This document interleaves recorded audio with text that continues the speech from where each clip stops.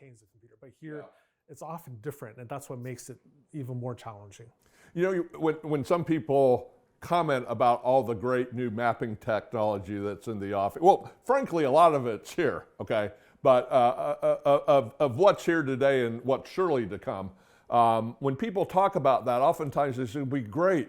Anybody with a GPS antenna can go out and get precise locations, but we'll still need one call. It's funny how deeply ingrained paint and flags are in the world, but we'll still need locate. It's like, wait a minute, can't there ever be we do it one last time, and unless there's an earthquake, that line is still X, Y, and Z where it was when you did the one last locate? Yeah, there's still people who get, frankly, offended if you challenge the idea, the premise that we need to locate every ticket. Right. There are a lot of people who get offended. Wait, what do you mean we might not need to locate every ticket? What? Yeah, I mean, let's talk about that. Let's question that. Like, is that true? We need to send someone out to every ticket. Why is that true? Right? Does that happen in other countries in the world? Actually doesn't. Right? What about this scenario, Jimmy? Just give me a thought. Okay. What if, today's last day of January 2023, what if every potential excavator was subjected to a massive advertising campaign that come December 31st of this year, the one call system will be no longer, and you need to take alternate measures to find utilities at the site that you're going to excavate. Now, let's assume for a second that we grant as true the things we read from private locating companies that say 65% of all the mileage in the country of pipes and cables are private, so they're not even in the one call world. Let's take that at face value. We could argue it's 65, who cares? 65%. So that's not going to change 65% of the locating potential out there, because it's already being dealt with as a buy, supply sort of equation. I buy, you supply, I get what I want. If I'm not happy, if I can't get good, I raise my price. Whatever it is, 65% of the footage is already in that system. Okay, so what about the other 35? Now that's what public, and you can use 50-50, it doesn't really matter, but a good chunk is already not covered by one call. Stuff that can get hit and be inconvenience all the way up to, deadly. All right. So, but what if, go back to this hypothetical, everybody had 11 months to prepare for the fact that one call is not going to be there anymore. What would people do? What would be, and so in other words, we're going to change the system, this outdated system, by just throwing down the gauntlet and saying, today, it stops. January 1, 2024, there will be no such thing as one call locates anymore. How will people, how will they approach that, and what will they do at the beginning of 2024? So, by the way, the utilities are still going to charge you if you damage something. Yeah. So it's a great hypothetical. I don't know exactly how it will play out, but here's what I know. People will figure it out, right? People will figure it out, and I think the various organizations would surprise you on how they figure it out. Okay. I think part of this is we have this crutch called the current system, right? We have this crutch called the current system, which is antiquated, but it's good enough to work as a crutch. So a lot of the stakeholders, I'd say most stakeholders, are not incentivized enough to look for something fundamentally better or a quantum leap better because this crutch is sufficiently good, right? But if you took it away, then suddenly a lot of people are going to become very creative. Right. Whereas right now they don't need to be. There's no incentive. There's no incentive. You have some parties who are very creative right now, and I think you're going to see more and more products from them. But again, they're from outside the industry. Okay. Because they see the stakeholders inside the industry using this crutch, and they're like, wait, this doesn't make any sense. Why are you still using that crutch from 1980? Right. But if you're using the crutch, you're like, I don't know, I don't know any better. This Yeah. is, and it works okay. I get around. But if you take away the crutch, people will surprise you. COVID's been interesting in that it's revealed how tenuous our locator workforce situation is. In fact, if I had to say what the number one problem with our current system of damage prevention is I'm not sure there will be enough people soon that want to locate. Yeah, and there may not be. And to some extent, look, if you pay someone enough, if you pay enough for a job, you'll find people.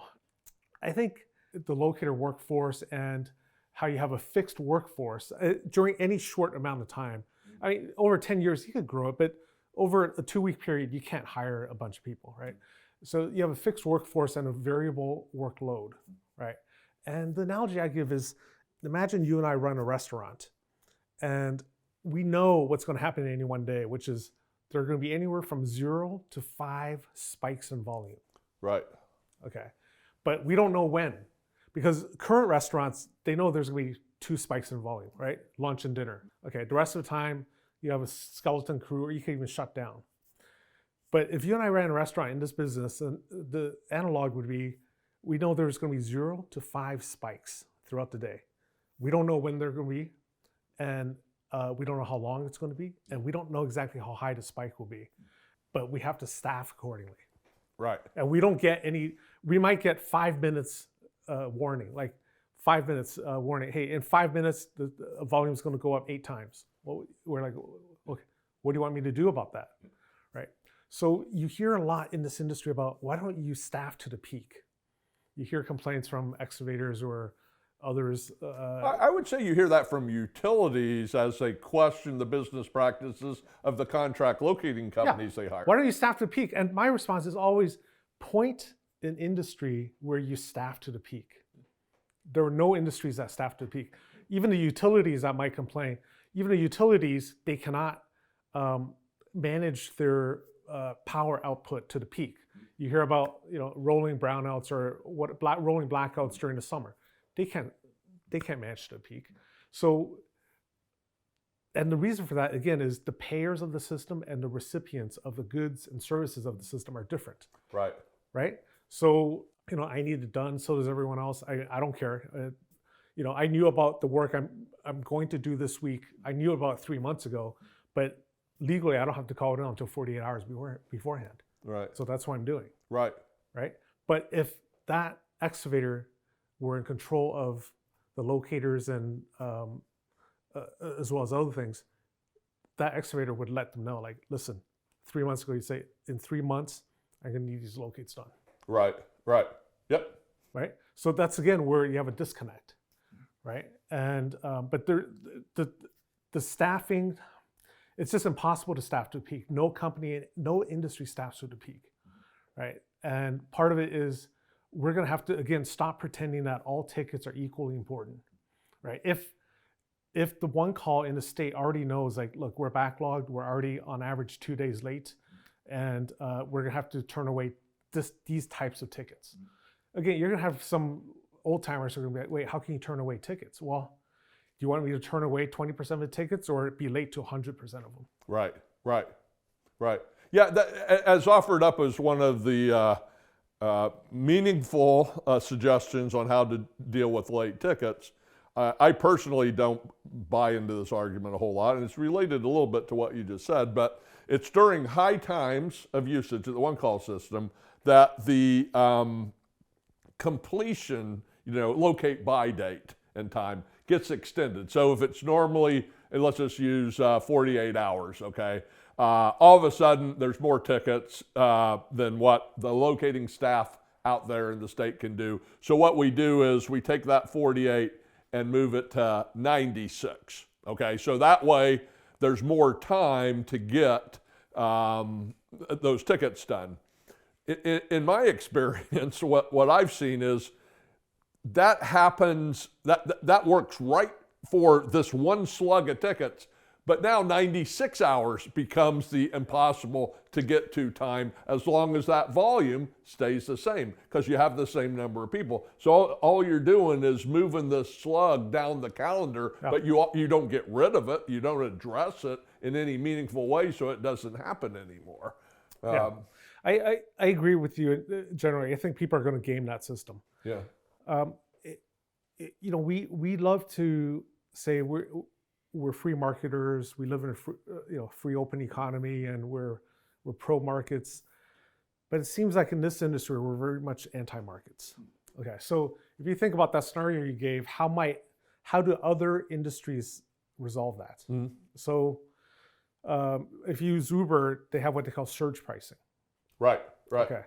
And how bad do I want to take an Uber? And you know what's the one thing worse than surge pricing? What's that? No surge pricing. Yeah, right. Good. Okay. Because the one thing worse than when I need to go from Wrigley Field back to my hotel after a Cubs game and there's a surge pricing premium of $15, is to not have surge pricing, and then you know what's going to happen? It's going to be the wait is going to be 45 minutes. Right. Right. So surge pricing, your wait is 2 minutes. Surge pricing premium $15.